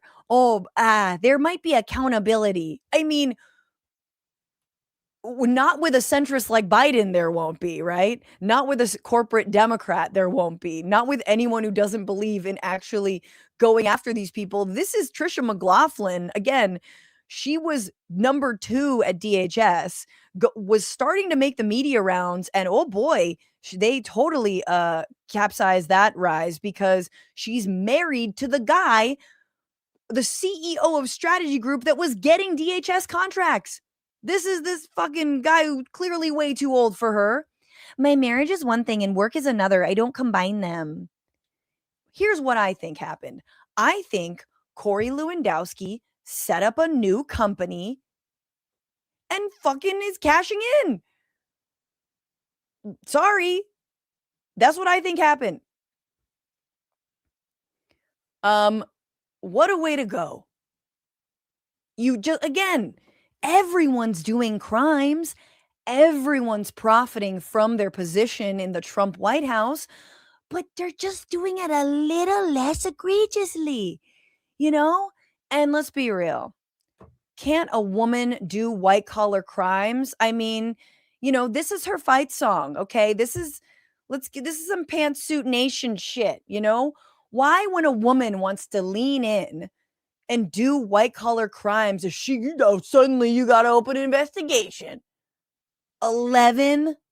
Ugh. God. We support a fucking corrupt ICE queen. Yes, ICE queen. I really hope that she said something about sexism, because I really feel like it's a little bit of a sexist attack on her. That being said, Oklahoma and everyone named Markwayne, which a disproportionate amount of people in Oklahoma are named Markwayne. It's a good day for Markwayne Mullin, who is a senator who has been out in front cheerleading the not war in Iraq. I mean, Iran. I mean, he's getting all kinds of confused right now. Who famously wanted to fight, I believe, was it the head of the Teamsters? He was about to get into a fist fight with the head of the Teamsters in a congressional hearing. Bernie Sanders had to stop it. Markwayne Mullin is now head of DHS, and it is a big day for him. He said, he said something to the effect of, who would have thought a small town boy from Oklahoma could, I mean, I would say a senator greater than DHS head, because you're probably going to be out pretty soon, depending, given the track record here. But, give him a turn on the queen size bed and the jumbo jet. Why not? There's some people have put together some of the best of Markwayne Mullin. And so I'm going to treat us to a little bit of that for a bit. I remind people all the time, Sean, that it wasn't that long ago, 47 years ago, before the Ayatollah came to power, Iran was more westernized than the United States. I remind people all the time, Sean, that all right, this was the same appearance where he called Iraq, Iran, or Iran, Iraq. War is ugly. It smells bad, and if anybody's ever been there and been able to smell the war that's happened around you and taste it and feel it in your nostrils and hear it, it's something that you'll never forget, and it's ugly. And fortunately, you have President Hegseth, or I say President Hegseth, Secretary Hegseth, that has got a great relationship with President Trump, and President Hegseth's been there. I mean, they just swapped someone who huffed glue in their childhood with someone who ate paint chips in their childhood. I swear, this is like, this is the classic, like, I'm sorry, officer, I didn't know I couldn't do that. We have, this is so bad. Remember, there was a guys struck in 2009, way before I was in office, way before Trump was even considering to be in office, way before Pam Bondi was in office, way before Kash Patel was director. 2009, there was a sweetheart plea deal that was made underneath the Obama administration with Epstein, and that sweetheart has not been exposed. No, it was 2000. It's not. Well, when was the case heard? It was 2008. It was the U.S. attorney at the time was a guy named Alex Acosta. He was a Bush appointee. He went on to become President Trump's Secretary of Labor. It all took place in 2008. Who was in office at the time? 2008, George W. Bush. Who was in office at the time? George W. Bush. No, 2009 is when the case came out, and it was and Obama was in office at the time. It's not true. Okay, so there he is talking about the Epstein files. Crushed it. Very much crushed it. No. There's one more. I gotta watch it. I don't know what it is, but I'm sure it's fun. Best of Markwayne Mullin so far. President. He was never duly elected, so there can't be regime change if he should have never been put in place to begin with. Was his vice president duly elected? I don't know how their elections happened. I don't know if they're on the same ticket or separate. I don't know how that works, but no. Oh, this is him. This is him talking about Ayatollah Khamenei. This is him. I mean, first of all, at least he's not overseeing foreign policy. That's good. But here is Markwayne Mullin today on his new promotion, demotion. I don't know what you really want to call this. I feel like senator is pretty high up on the list. They should have just given it to Fetterman. Humbling. And that's the best I can say. It's super humbling. Have you talked to Secretary Noem yet? Did you? I have a haven't. chance I'm to? actually, neither one of us had time to talk, so I'm going to go give her a call in just a second. You know, our families are very close, and this happened very quick. So we're gonna go have a conversation with her in just a second. Our families swap keys from time to time. That is exactly what that means. Also, he didn't know. Wanna bet he didn't know until he saw it on Fox News?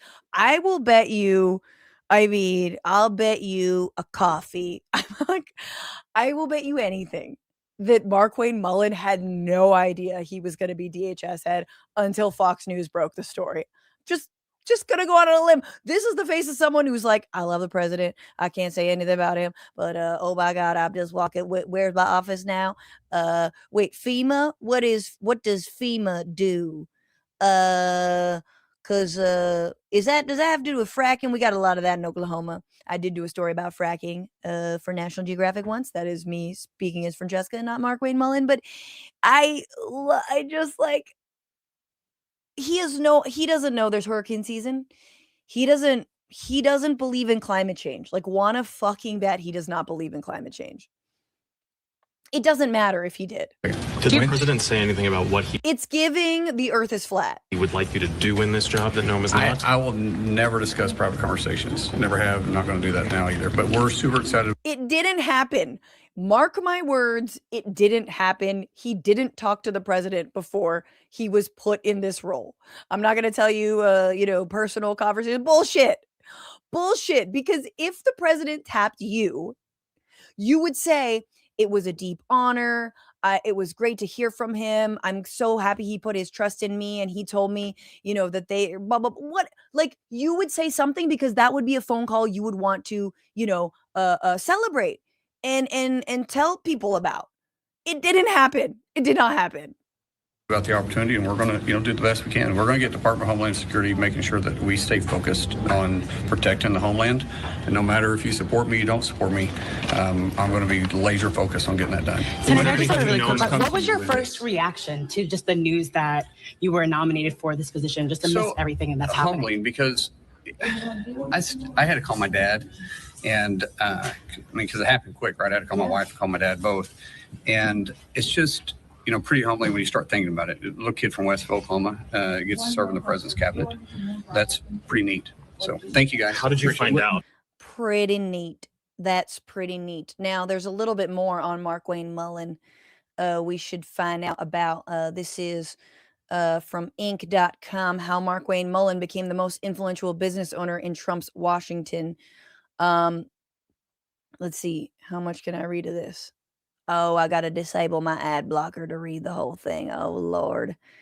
I don't know if this is even Oklahoma accent, but here we go. There's more. I got to expand it.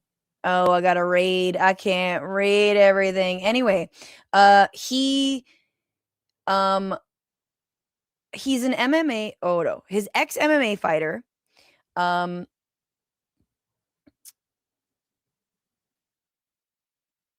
Let's see. He's a business owner in Oklahoma. His wife him and his wife own one of the many businesses throughout Oklahoma, spread across more than 1,600 acres. The ranch and wedding venue is one source of income. Mullin also owns twin real estate businesses, Mullin Properties and Mullin West Properties West. Wanna bet this ends in the exact same way. This fool is going to funnel money to one of his businesses. He's just going to be better about hiding it. Anyway, he's owned more than a dozen businesses over the years, including an HVAC company, septic service firms, construction company, restaurant. His financial disclosures show Mullin sold his Mullin Plumbing, a once struggling family business that he took over from his ailing father and transformed it into a multi-million-dollar home services firm. He sold it to private equity in 2021 for an undisclosed sum, but he still owns a minority stake. Since his first campaign for Congress, Mullin's status as a blue-collar business owner has been his brand. I'm a guy that can lose money really good raising cattle. I can make it back in a truck, he once said. What? Mullin's Main Street background has buoyed his political career and established him as one of the voice of small business owners in their fight against government overreach. But his business entanglements have also dogged his time in office, prompting ethics investigations into his company's advertisement question. Wait.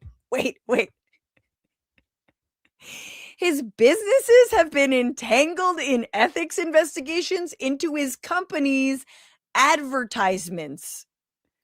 I'm sorry. Are we swapping advertisement fucking swindlers? Like con men? You do the same grift, but this I'm calling sexism. That's it. This guy's already been doing advertisement fraud, and now we're putting him in charge of the agency whose head we just ousted over advertisement fraud. His net worth exceeds $66 million. That's more than 11 times the Open Secrets estimate of his net worth the year before his first term in Congress. What?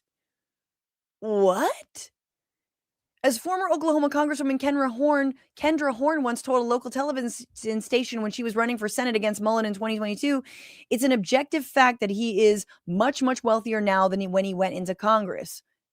Okay, so like I said, just stay in Congress to keep on making hand over fist money. He's also much, much more powerful, says the article. He's often been called upon to be the Senate liaison to his former colleagues in the House. He's been called the GOP Dem Whisperer, and yet he's among the Senate's staunchest, most outspoken allies of Trump, including offering his full-throated defense of the administration's recent attacks on Iran. President Trump, in turn, has referred to Mullin as a MAGA warrior.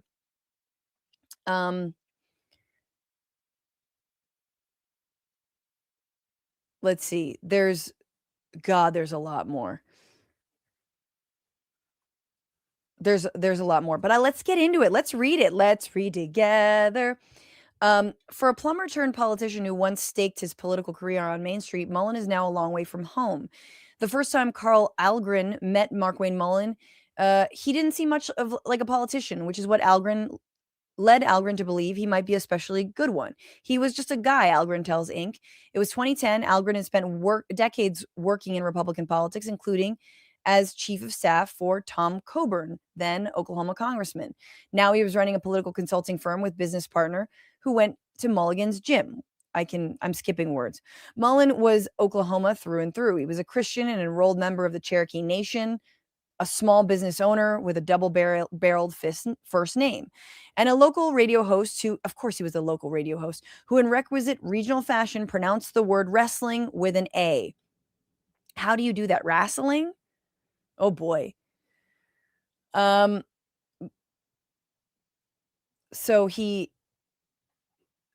began co-hosting a popular home improvement show on conservative talk radio, which further contributed to the company's clout.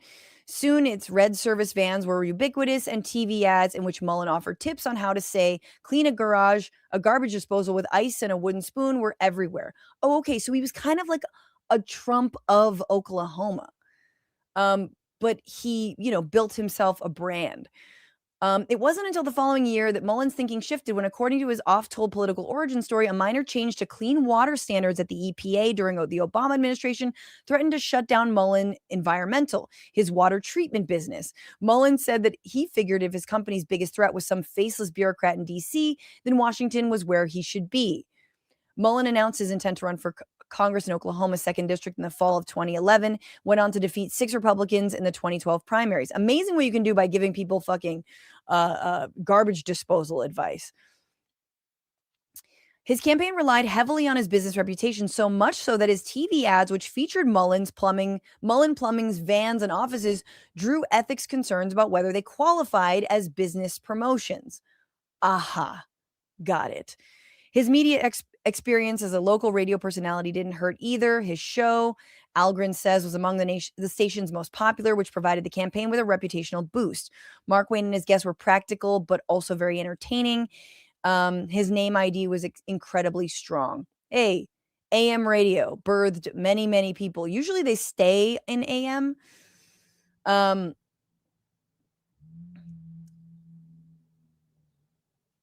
In 2014, the House Committee on Ethics began an investigation into Mullin's business activities. The rules exist, of course, to prevent self-dealing, but to Mullen, it was evidence of a double standard that keeps anyone but career politicians out of Congress. Yeah, let me also grift. Many of the problems facing our nation today require a kind of common sense, practical business approach that citizen legislators can provide, he said. The politicians believe Congress is a place for other professional politicians. Mullen was ultimately required to pay back $40,000 to his family business, which the Ethics Committee attributed to an accounting error, but was cleared of any wrongdoing in 2018. By that time, Trump had come into office, and the Republican Party was being fundamentally reshaped by MAGA. So this person has long experience with self-dealing and using his businesses. Again, he seems like the Trump of Oklahoma. Obviously, he's played into all of the, culture war bullshit, the anti-trans stuff. He backed Doge, and now we are backing a war on Iran. In addition to wanting to fight everybody else. So having read this, I'm going with sexism against Kristi Noem. Are you kidding me? This guy also self-deals. You're going to put him ahead in charge of the DHS. And that's the other thing. Pete Hegseth has tanked how many veterans organizations? At least 2. He couldn't handle like the tiniest budgets. It was like $1 million budget, or it was like $10 million at most. And he ran those into the ground. And guess what? He's running the U.S. military into the ground, literally, figuratively, financially, and the entire country along with it. Anyway, R.I.P. Kristi Noem. We hardly knew ye. No, we knew way too much about you. Way too much about you. Hey, you know what?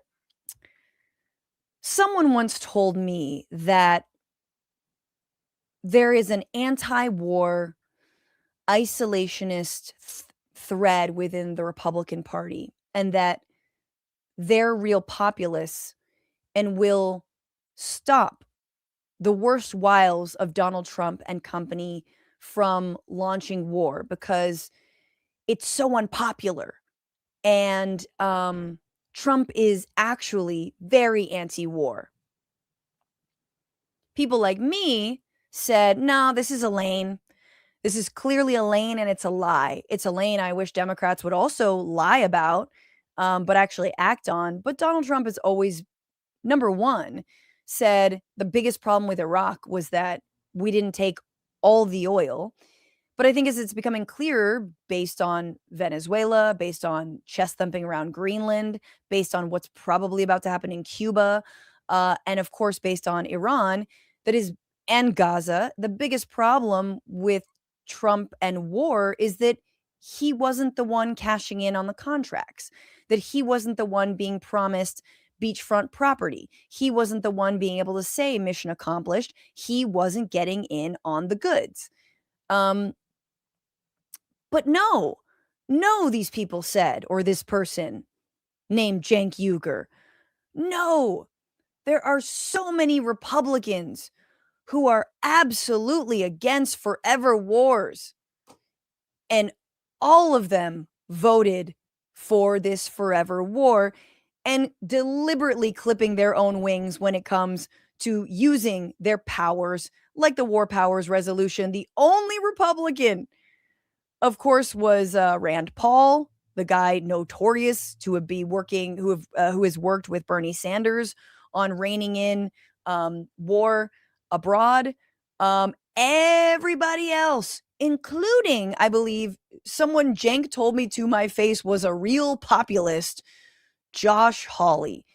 Because at the end of the day, I mean, Cenk is wrong, mostly, but also the Republican Party is a cult, okay? And especially around the military, they are a cult. And look, let's just take it one step further and be honest that the military-industrial complex is itself a cult. And you see people like Democrat Alyssa Slotkin, Democrat Jared Moskowitz, and others beat the drums of war, or say sort of lackadaisically, well, we're already here. I might vote for more weapons. And who knows, even by invoking the War Powers Resolution, it doesn't mean that you stop the war. It just means you would like to be asked for permission to go ahead with it. But all to say, that uprising, we're going to see it. And look, until I see Tucker Carlson or Candace Owens, or to her credit, the only person who said Trump by name is Marjorie Greene. But where's the fucking uprising, man? No, there's no uprising because MAGA is a cult and no one is going to break rank. And they won't break rank no matter how desperate things get. Nobody is principled. Nobody cares. And they sure as shit don't care about murdering people and civilians in a Muslim majority country like Iran. Sorry. Guess you're going to have to go back to the drawing board like the rest of us and realize you've been barking up the wrong tree for way too fucking long. You idiot.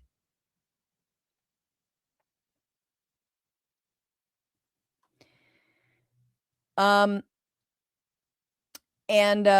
scenes out of Tehran are truly devastating. And Trita Parsi, who I had on the show to talk about, the initial invasion, tweeting that there are similarities between Israel's bombing of Gaza and Tehran. They grow stronger. In both cases, it appears Israel's using AI without any human oversight.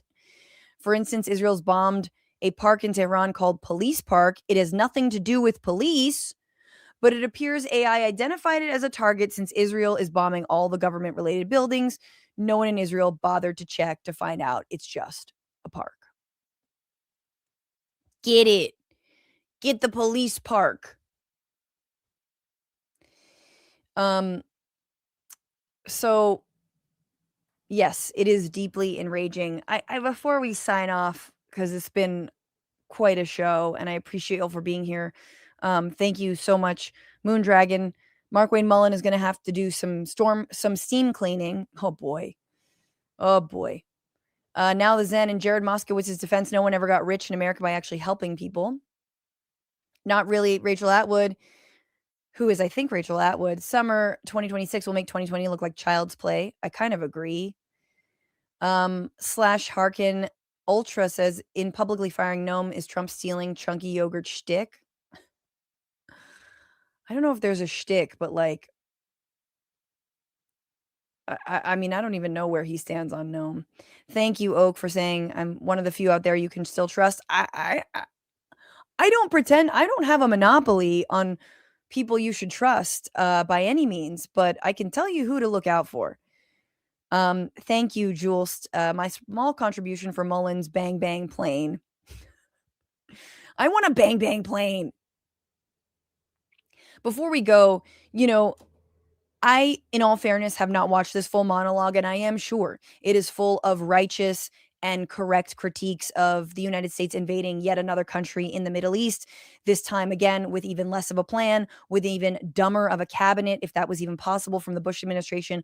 But so many of us looked to people like Jon Stewart in the run-up to and the aftermath of the Iraq War for a little bit of sanity, because at the time there weren't a lot of platforms that were doing news, no alternative news. You wouldn't see that. I mean, we're now in a cord cutting era, so a lot of people have left cable networks behind, and now they've been gobbled up by, crazy war hawk Zionists like the Ellisons.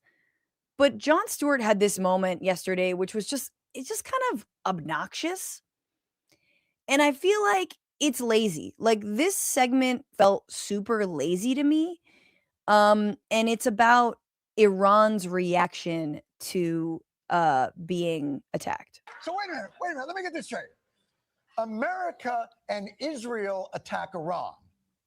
And Iran's answer is to just attack everybody. Having been in a bar fight or two in my life, I'm pretty sure the worst thing you can do during a 2-on-1 beatdown is slap everyone else.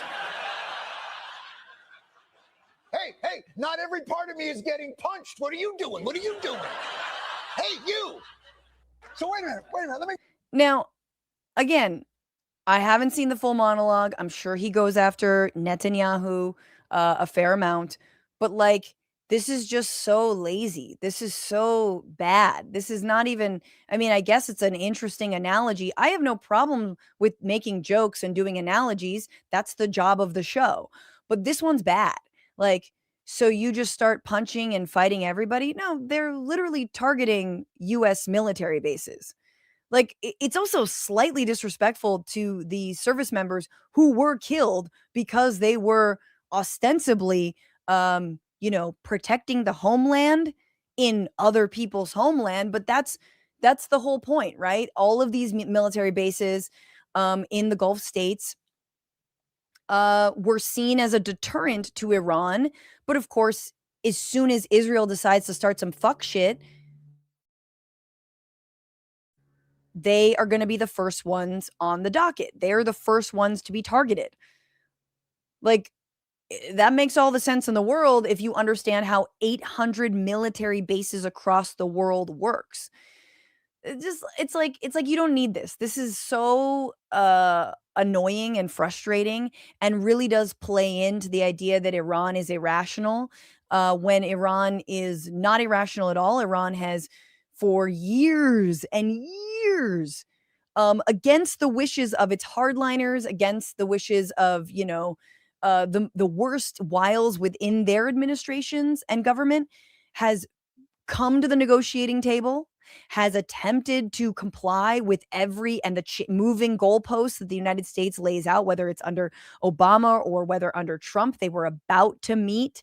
They have shown incredible restraint. They have constantly told the United States and, by extension, Israel, where their rockets were going to be targeting, who they were going to be striking.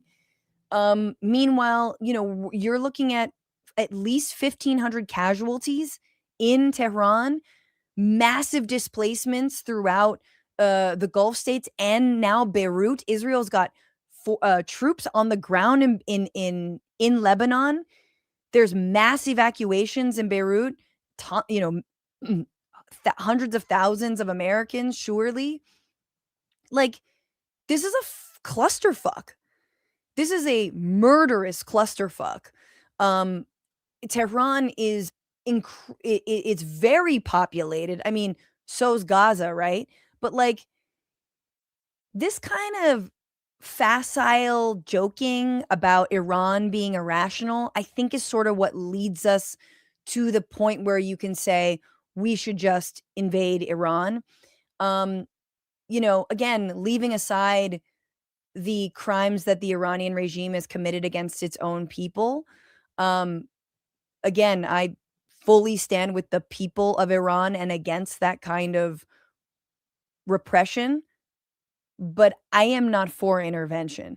None of that will excuse the kinds of shit we're seeing. None of that excuses the, I think, near 100 girls who were murdered going to school. I don't know. Maybe don't do those jokes. A little bit weak sauce, in my opinion.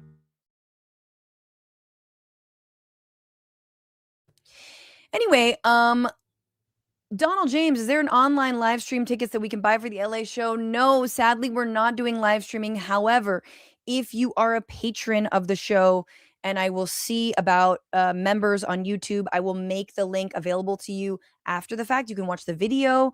I was thinking about maybe I should do online tickets.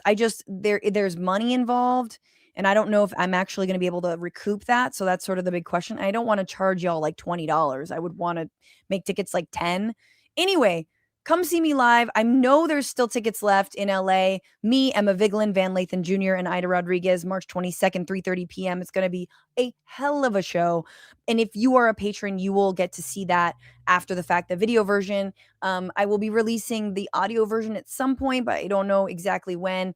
But that's the best way to see it, and I will hopefully have it up ASAP. And again, I will make that available to YouTube members too. So don't you worry, but you should become a member.